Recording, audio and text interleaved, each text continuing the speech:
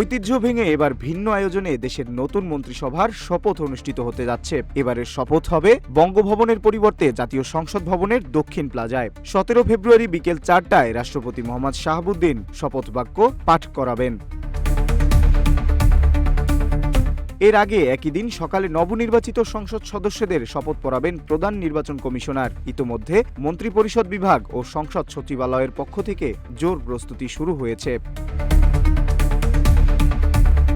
গত 12 ফেব্রুয়ারি অনুষ্ঠিত ত্রয়োদশ জাতীয় সংসদ নির্বাচনে নিরঙ্কুশ জয় পেয়েছে বাংলাদেশ জাতীয়তাবাদী দল। দলটি 2/3 বেশি আসন অর্জন করে সরকার গঠনের পথে এগিয়ে রয়েছে।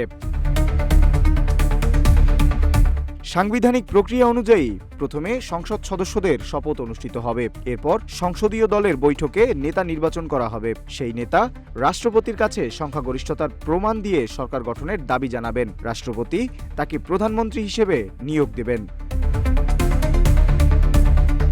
এক্ষেত্রে বিএনপির চেয়ারম্যান তারেক রহমানের নাম প্রধানমন্ত্রী হিসেবে প্রায় নিশ্চিত বলে রাজনৈতিক মহলে আলোচনা রয়েছে। সংবিধানের 56 অনুচ্ছেদ অনুযায়ী প্রধানমন্ত্রী সহ মন্ত্রিসভা গঠন করা হবে। অধিকাংশ সদস্যই সংসদ সদস্যদের মধ্য থেকে নির্বাচিত হবেন। পাশাপাশি টেকনোক্র্যাট কোঠায় কিছু সদস্য নেওয়ার সুযোগ থাকবে।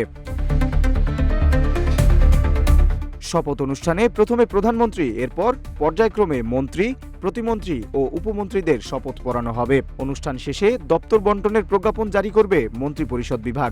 নতুন মন্ত্রিসভার শপথের মধ্যে দিয়ে বর্তমান অন্তর্বর্তী সরকারের দায়িত্বের অবসান ঘটবে এবং দেশের নতুন প্রশাসনিক অধ্যায়ের সূচনা হবে। নিউজ ডেস্ক, রূপালী বাংলাদেশ।